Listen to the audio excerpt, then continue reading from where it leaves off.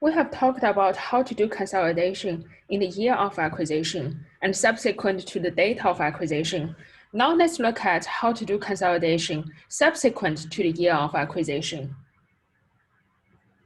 So in general, subsequent to the year of acquisition, if the parent used either the initial value or the partial equity method, so that does not include when the parent is using the equity method. The net income and retained earnings won't reflect the consolidated totals. So this is what we just said. It is only under the equity method that the parent's book reflect the consolidated total numbers. And a new worksheet adjustment is needed to convert parent's beginning of the year retained earnings to the balance under the equity method so that the beginning of the year consolidated retained earnings would equal the end of the year consolidated retained earnings from the previous year. So I will first just briefly explain it abstractly, and then we're going to go back to look at the example. So this is basically, we have a consolidation entry star C, and this entry, C stands for conversion and star stands for, so every time we're going to go through some other star entries later, but every time you see a star entry, that is usually related to the transaction happened in the previous year. So this star C entry, the purpose is to convert parents' beginning retained earnings from the other methods to the equity method. Or in other words, we need this, there will be, in the subsequent year, there will be an additional consolidation entry, star C. And this star C, we only need to use it when the parent is using the initial value or the partial equity method. We don't need it if the parent has been using the equity method. So, and then one thing to pay attention is we record it before the other worksheet entries. So it is star C is usually, star entries are usually the first entries we record on the consolidation worksheet. And depending on whether the parent is using the initial value or the partial equity method. For the partial equity method, the entry is to debit retained earning credit investment account, because the assumption here is we need to, the parents beginning retained earning, if it has been using the partial equity method, it hasn't, because it hasn't recorded the previous amortization, so we need to bring it down. That's why we debit retained earning in order to take into account the effect of the previous amortization, previous year's amortization. Versus if the parent has been using the initial value method, we debit investment account credit retained earnings. So here is also assumption here. Usually we credit retained earning because it is assumed the cumulative profit the subsidiary has been making in the previous year is positive. And then if the cumulative profit, actually it's not only the cumulative profit, but we also need to take into account the effect of dividend. So yeah, so, but we're going to look at it more later. So, but in most of the case, it is, we need to credit retained earning. In some case, we need to debit as well. But so here, I don't think for either with debit or credit retained earning, I don't think you need to specifically remember whether the journal entry is to debit or credit. Once we go through the example, you will see that it all depends on what we calculated. The difference between the initial value, for example, and the equity method. Shall we decrease the retained earning to convert the amount under the initial value into the equity method, or shall we increase the amount of retained earning in order to get to the amount under the equity method? It just depends on like the cumulative effect of the subsidiary's previous net income and dividend and amortization, and the ending result, shall we increase or decrease retained earnings? So I don't think you need to specifically remember whether the journal entry retained earnings is at the debit or credit side. You're going to figure it out once you look at the specific example. And then, so again here, I just want to mention it again, the purpose of star C entry. It is because, so when the column the investors are seeing, it is the last column of your consolidation worksheet. And then each year, the firm is making a consolidation worksheet. And for the consolidated total, your consolidated total beginning return earning should always be able to tie to the previous year's ending return earning, right? And then if you look at the consolidation worksheet we have been making, there's only one consolidation entry that affect your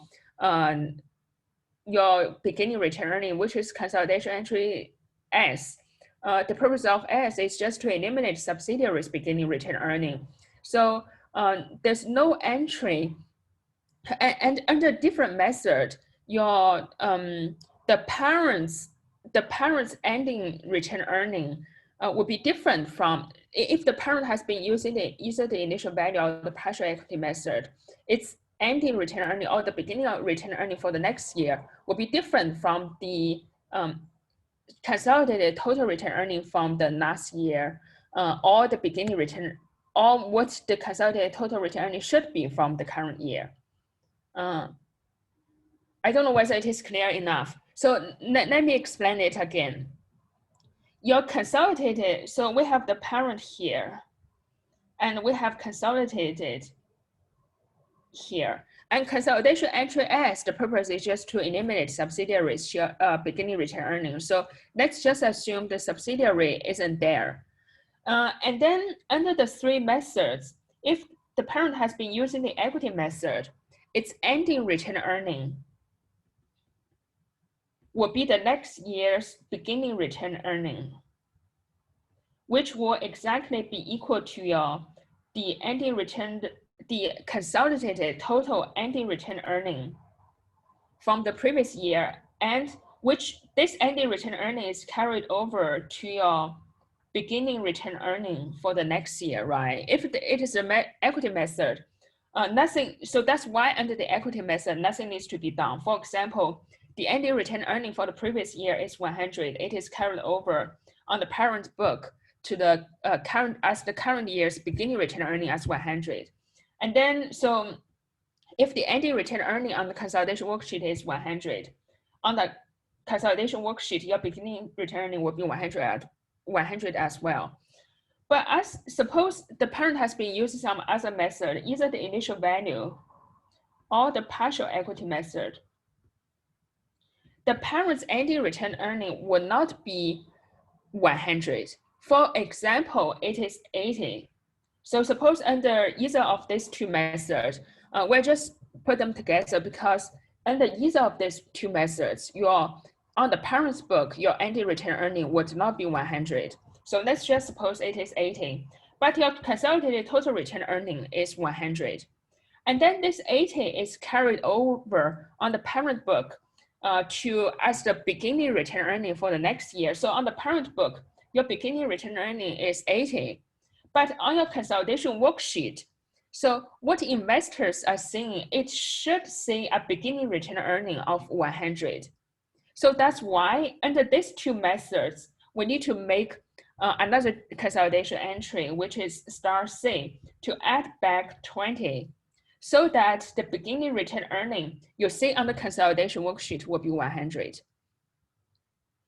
So I think this makes more sense. Or in other words, let me just add another subtle point. The purpose of this star C entry is because in the previous years, so those cumulative years, all of the consolidation entries are done on the consolidation worksheet.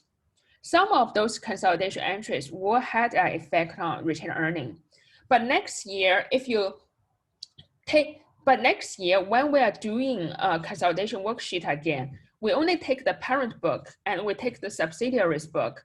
And then there's nothing. So what we did in the parent book from the previous year, gets to be carried over on the parent book. What we did on subsidiaries book in the previous years, it is carried over on the subsidiaries book. So those two books are consistent. But on what we did on the consolidation worksheet, if those entries have any effect on the firm's return earning, we didn't get to carry them over. So that's why we need a consolidation entry star C to carry over the effect of those consolidation entries. And so that is another way to look at the purpose of this star C entry. So besides star C entry, there's another consolidation entry P I want to talk about. This consolidation entry P, it can happen both in the year of acquisition or in the subsequent years. The reason why I'm putting it here is because those SAIDE, those are the 5 basic journal entries. So we want to get rid of those first. And then here we just add another consolidation entry P. So you can have it here. Maybe you do not need to have it here, but we just like try to cover it here now in the subsequent year, but it can also happen in the year of acquisition. So consolidation P stands for payable, and the purpose of consolidation entry P is to eliminate any intra-entity payables. So why do we have such a consolidation entry? Suppose we have a parent and we have a sub, and suppose that sub lend money to the parent. So for the parent's journal entry is to debit cash, credit account payable, right?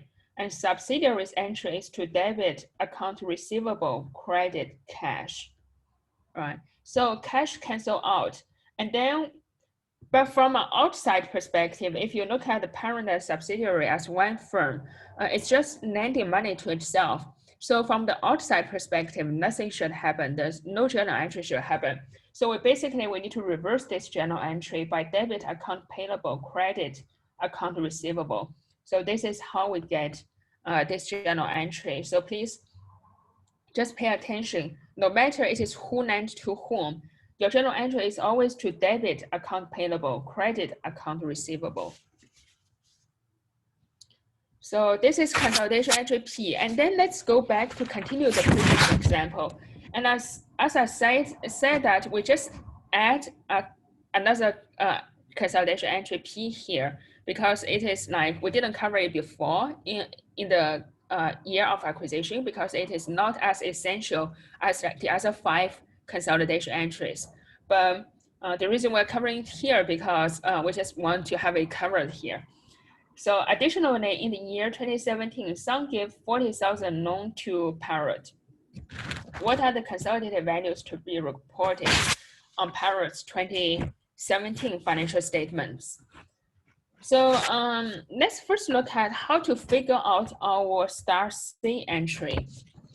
For the star C entry, so star C entry is just to convert, right? To convert and what the retained earning is under the initial value method to the equity method and under the partial equity method to the equity method.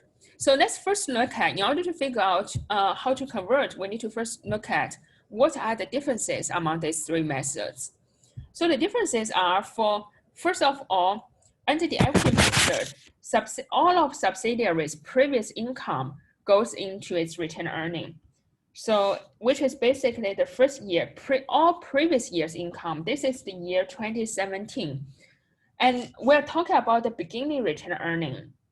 So the firm's, all of its previous year's income are basically 100,000 for the year 2014, 140,000 for the year of 2015, and 90,000 for the year 2016. So that's it. You don't need to add the year 2017's net income. Why? Yeah, because in January 1st, 2017's net income hasn't happened yet. So you shouldn't add 2017's net income. And this will give you 330,000.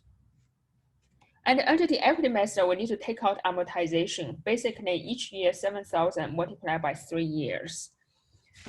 Under initial value method, so we don't need to worry about subsidiaries' income or amortization, but we do need to worry about dividend, which is 40,000 for the first year, 50,000 for the second year, and 20,000 for the last year. which adds up to 110,000. And under the partial equity method, it's only 330,000, all of subsidiaries' previous year's net income. So, so we have figured out what are the differences among the three methods, and how can we convert the return earning from the initial value to the equity method. So we take out this 110,000 dividend, which is recognized as dividend income.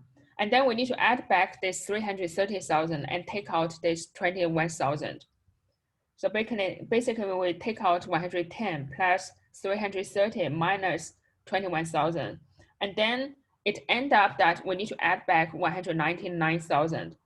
So the general entry here under the initial value method is to credit retained earning for 199,000.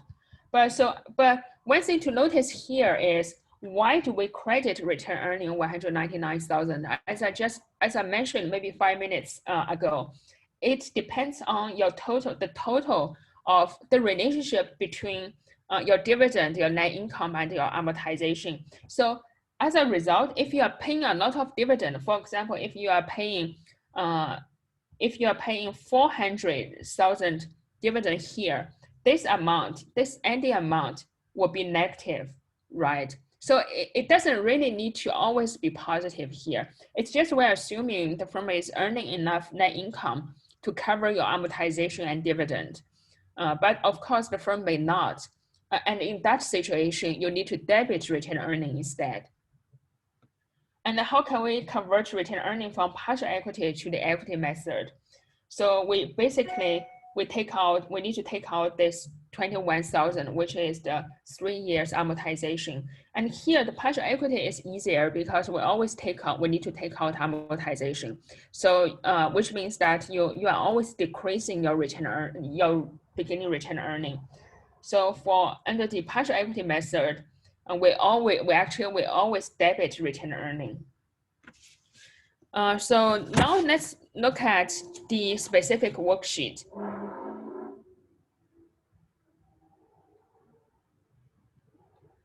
Let's just continue from the fourth page of this worksheet.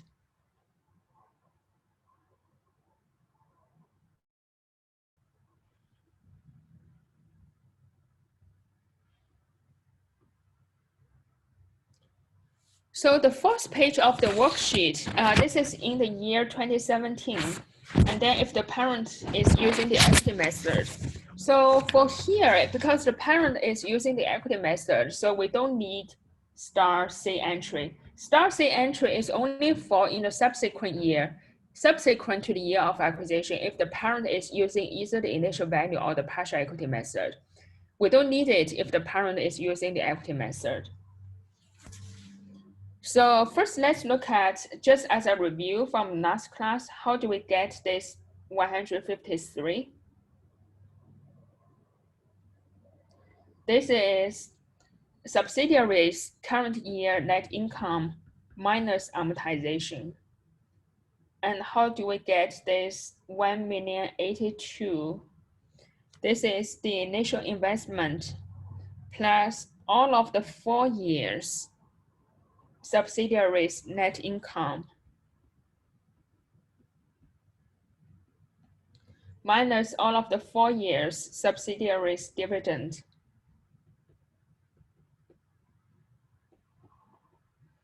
minus 4 years amortization. So we just write it as 3 years and 1 year. So, and then let's look at consolidation entries. Consolidation entry S, we use it to eliminate subsidiaries shareholders equity account. Beginning shareholders equity account. And then this will total 820,000. So we decrease investment account by 820,000. Consolidation entry A, we use it to mark up subsidiaries book value to fair value. But one thing you need to pay attention here is consolidation entry A in the year subsequent to the year of acquisition is a little bit different. The difference is, it is not only the initial difference between fair and book value, But because of all of the previous year's amortization, which get to decrease the difference between book and fair and book value, now the difference will be smaller because all of the previous year's amortization. For example, for patented technology, the initial difference is 130,000, and then we take out each year's amortization is 13,000. So this difference, 130,000, has already been amortized for 3 years. So we need to take out 3 years amortization here. So the difference you are going to see at the beginning of the year 2017, it will be 130 minus this 13,000 multiplied by 3, which is 91,000. So the amount you need to mark up is only this 91,000 because the other 13 multiplied by 3, that is 39,000, has already been amortized.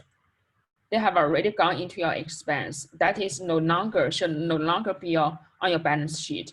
So this is the difference from the previous A entries. And then this 20,000 for trademark, it is not amortized. For the equipment, the initial difference is negative 30,000, and it has been amortized for 3 years. So now the difference is only negative 12,000. And then goodwill is not amortized. That is still 80,000. So the ending, if you add them all up, that will give you 179,000 as decreasing your investment account. For consolidation entry I, we just eliminate this 153,000 income recognized by the parent. Your investment account goes down by 153,000. Your dividend account, dividend declared, goes down by 70,000. Your investment account increased by 70,000. Consolidation entry E is the same as before. So just keep doing your amortization and depreciation until all of the difference between book and fair value has been amortized or depreciated. Amortization expense, 13,000. Depreciation expense, negative 6,000. This will be decrease your patented technology and increase your equipment. And consolidation entry P, so this is a new entry. This is just because the reason we have P here has nothing to do with it is in the subsequent year. It is just because we added another transaction here, which is the intra-entity lending. So to eliminate that, we decrease current assets for 40,000 and also decrease your liability for 40,000. So, and then the last step is just to add up everything for your consolidated total numbers.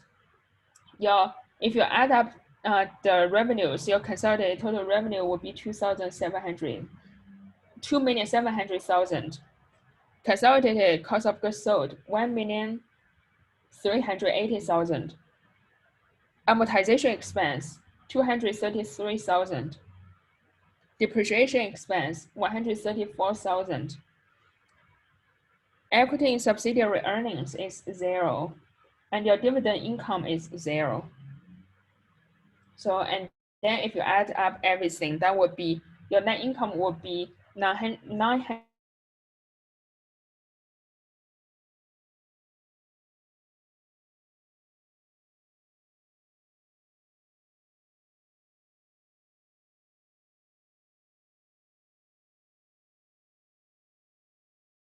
A beginning return earning adds up to 2,044,000. Dividend adds up to 420,000. So your ending return earning will be 2,577,000. And this is carried over to your balance sheet.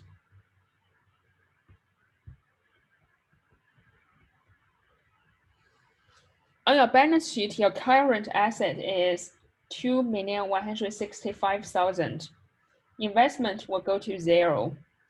Trademark will be 860,000. Patented technology is 1,038,000. Equipment is 624,000. Goodwill is 80,000. If you add up everything, that will give you your total asset of 4,767,000. Your total liability would be 1,470,000. Common stock is 600,000. Additional paid-in capital is 120,000. And then if you add up everything, that will give you your total liability and shareholders' equity of 4,767,000.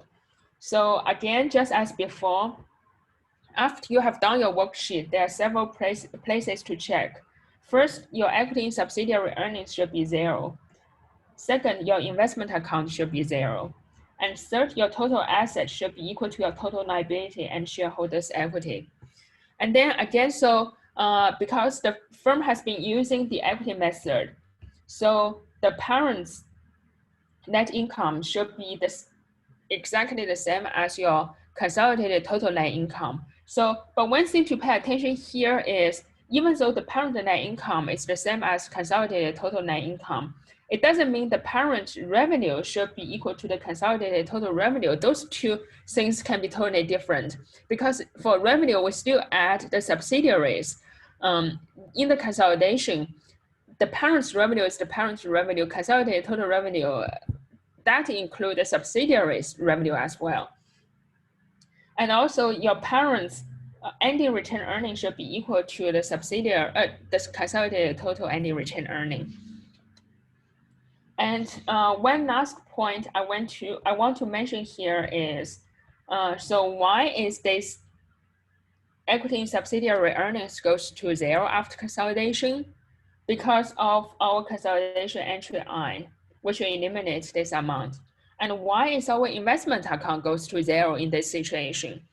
So if you look at here, again, this 800,000, that is the initial book value, net book value, plus the difference between initial difference between fair and book value, plus the goodwill, right? So those are the initial difference between fair and book value at the date of acquisition. And then consolidation entry S, eliminate your beginning book value. It also eliminates the previous 3 years net income by the subsidiary. And it also eliminates the previous 3 years dividend paid by the subsidiary. So this is what consolidation entry S did. Consolidation entry S is to eliminate subsidiaries beginning stockholders equity account, which is basically the subsidiaries book value in the year of acquisition, and sorry, on the date of acquisition, and all of its subsequent net income and dividend, right? So this is consolidation entry S. And consolidation entry A basically eliminates your the difference between book and fair value at the date of acquisition plus goodwill. And it also eliminates the previous year's amortization. So this is what consolidation entry A did. Consolidation entry I, the purpose, it eliminates the current year net income, subsidiaries net income recognized by the parent, and also the current year amortization. So this is consolidation entry I. And consolidation entry D is to eliminate the current year's dividend paid from the subsidiary to the parent. So that's why after those consolidation entries, your investment account should gone. So this is when the parent use the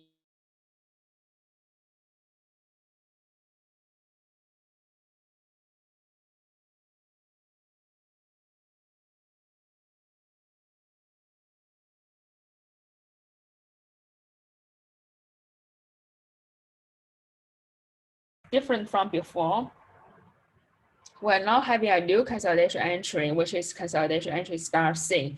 And the purpose of star C is just to convert this amount, 1,845,000 amount, to what it should be under the equity method. So your beginning return earning, the consolidated total beginning return earning should be able to tie to your consolidated total ending return earning from the last year. And specifically, how do we convert? We already talked about it. Let's just go over it again here.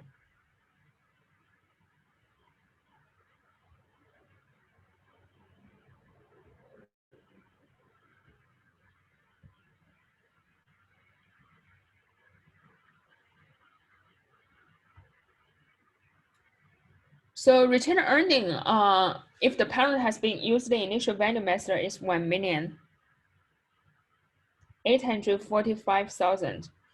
And then we need to take out the 3 years dividend, 40,000, 50,000, and 20,000. And then we need to add back 3 years income, previous year's income, and then take out 3 years amortization. So that will give you what the beginning return earnings should be under the equity method, which is, yeah, it's exactly this number. And then star C is just to convert from 1,845,000 to 2,044,000. And in order to convert that, we need to add 199,000. So because return earning is at the balance is at the credit side. So in order to add to that number, we need to credit 199,000. And then we debit 199 for the investment account accordingly. So this is the first entry we do under the initial value method in the subsequent year. And then we just do our normal SAIDE thing and then add another P entry because there's intra-entity lending in the year 2017. S entry eliminates subsidiaries beginning shareholders equity account.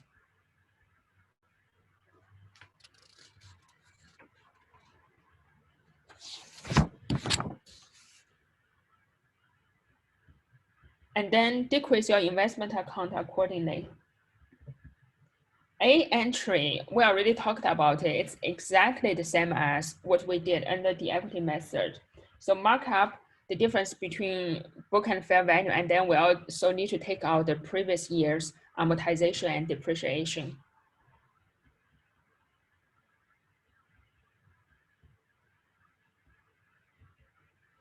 And then decrease your investment account by 179,000. Consolidation entry I to eliminate 70,000 dividend income. And then also to eliminate dividend declared. And there's no need for consolidation entry D because dividend has been taken care of by consolidation entry I. Consolidation entry E, the same as before.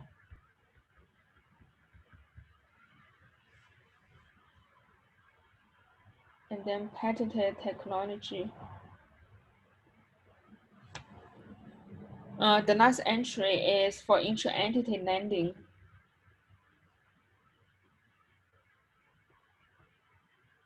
So we finished all of the consolidation entries. The consolidated total number, we just add up everything again, just as what we did.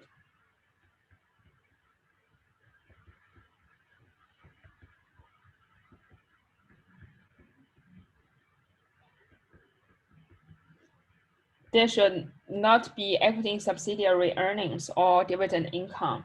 And if you add up everything on your vertically on your income statement, your consolidated total net income will be 953,000. And this is carried over to your statement of return earning. On your statement of return earning, if you add them up, that will give you 2,044,000. So this number should be exactly the same as the one you see under the equity method. Dividend declared 420,000, and if you add up everything, that will give you 2,577,000. And this is carried over to your balance sheet. On your balance sheet, you just add up everything.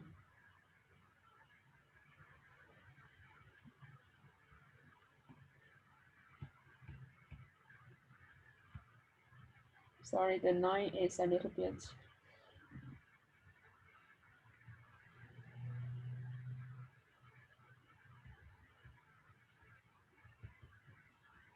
Your investment account should go to 0.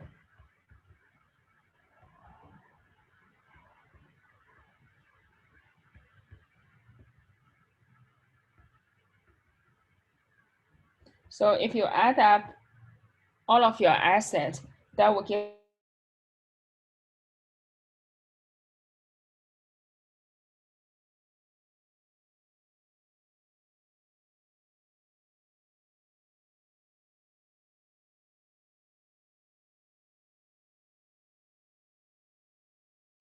$4,767,000. So, and the last check is again, your dividend income should go to 0. Your investment account should go to 0. Your total assets should be equal to your total liability and shareholders' equity.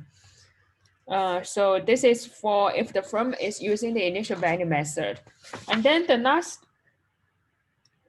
your last consolidation worksheet is if the firm has been using the partial equity method. And it is just very similar. You can totally do it yourself. So if you want, you can pause the video for 5 minutes now and try to figure it out yourself. And then, but here I'm just going to continue to talk about it. The retained earning,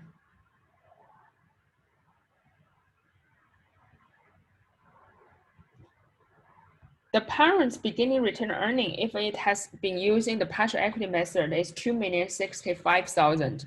And in order to convert it to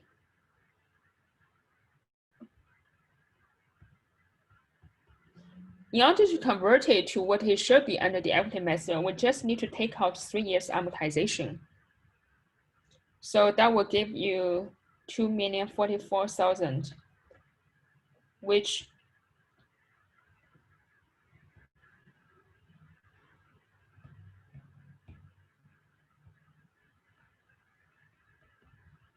is the amount if the firm has been using the equity method.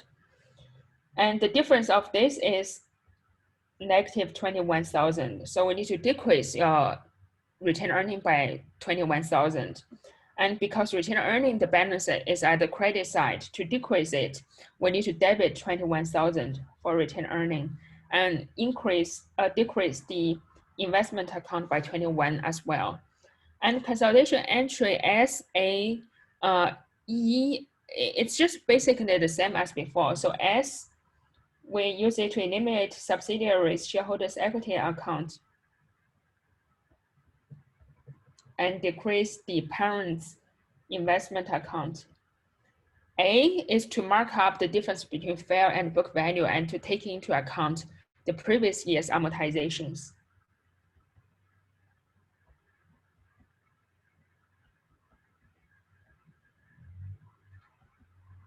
And then we decrease the investment account by 179,000.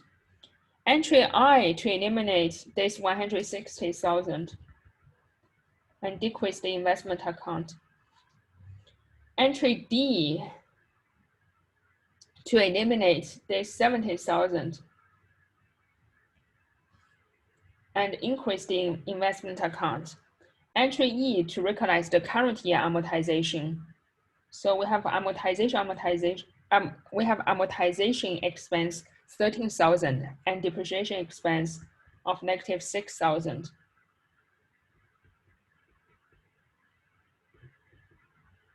And P is to eliminate intra-entity lending.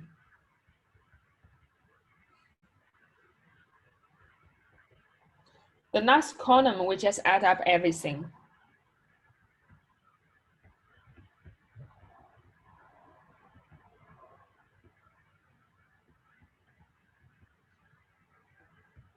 And equity in subsidiary earnings should go to 0. And if you add up those vertically, that will give you 953,000. And this is carried over to your statement of retained earning. On your statement of retained earning, beginning retained earning, 2,044,000.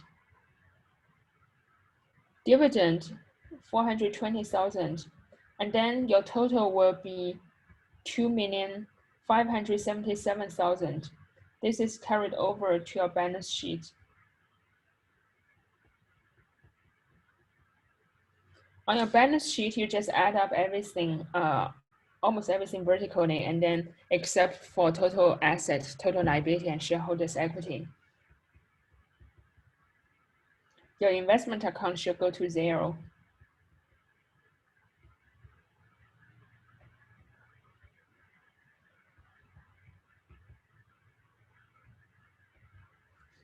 And then your total asset is 4,767,000.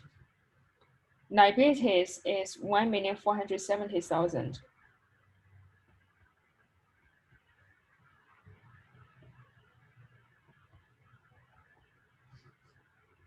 And your total liability and shareholders' equity is 4,767,000. So, and then again, just as before, we do our normal last check. Your equity in subsidiary earnings. Yeah, so for here, your dividend income goes to 0. And in the partial equity situation, your equity in subsidiary earnings should be 0. Investment account should be 0. Your total asset and total liabilities and shareholders' equities should be the same. And then, this last thing I want to kind of point out to you, in the year 2017, if you compare the last column in your page 4, page 5, and the last column of your page 6, those 3 columns should be exactly the same. So those 3 columns is definitely different from what you see in the year 2014 because those are different years. But within the same year, no matter which method the firm use, they should give you the same consolidated total numbers. And there's another thing I want you to just to point it out to you. So suppose this is the initial value method, right? And suppose here we don't have star C entry.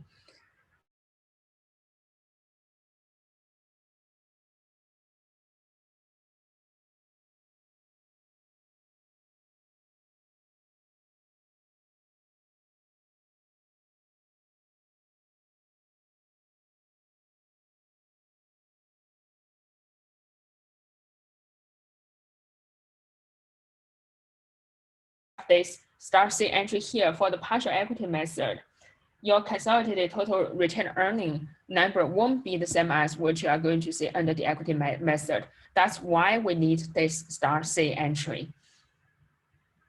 So this is the 6 scenarios, and this is all you need to know for this chapter.